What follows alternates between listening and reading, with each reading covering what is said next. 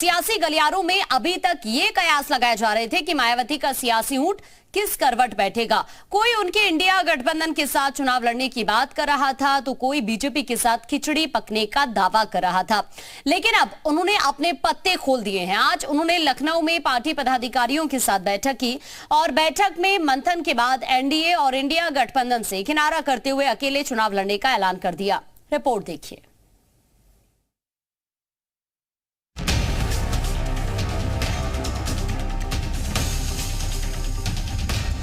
2024 लोकसभा चुनाव के लिए रणभेरी बज चुकी है।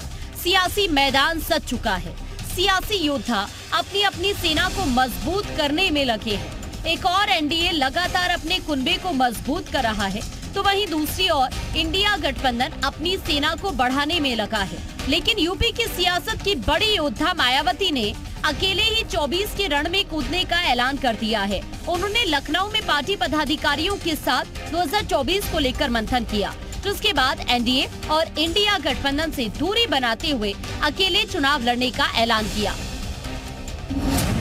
पार्टी ने अपनी पुरानी स्थिति को कायम रखते हुए दोनों गठबंधन एनडीए और इंडिया से समान दूरी रखने का निर्णय लिया है। समय समय पर बीएसपी के खिलाफ साजिश करने वाले पार्टी के गठबंधन में शामिल होने जैसी बातें फैलाते हैं। मायावती ने अकेले चुनाव लड़ने का ऐलान किया तो उन्हें अपने पाले में लाने की जुगत में लगी पार्टियों को बिल्कुल अच्छा नहीं लगा। फिर चाहे एनडीए हो या इंडिया गठबंधन, दोनों ने ही अपने अपने अंदाज में मायावती पर पलटवार कर दिया।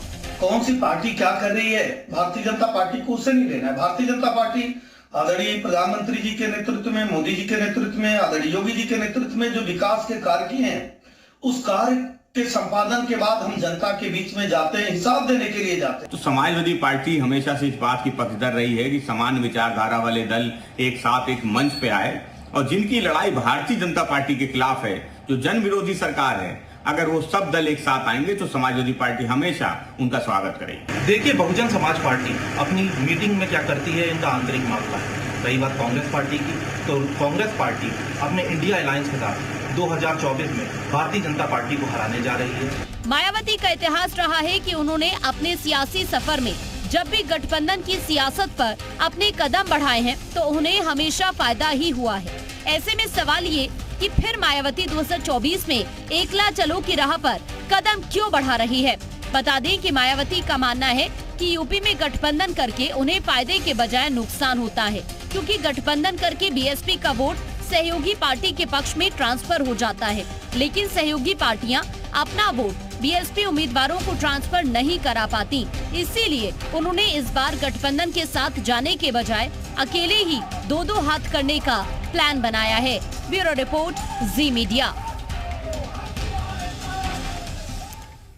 और अब आपको बताते हैं कि मायावती ने पार्टी पदाधिकारियों के साथ बैठक करने के बाद क्या कुछ कहा है। दरअसल मायावती ने कहा, इंडिया और एनडीए से दूर रहेंगे, दोनों गठबंधन से समान दूरी, पुरानी स्थिति को कायम रखेंगे। दोनों गठबंधन से दूर रहने का फैसला लिया गया है। बीएसपी को लेकर ये लोग झूठ फैलाते हैं, इस तरह की बातों का जिक्र बसपा सुप्रीमो की तरफ से किया गया।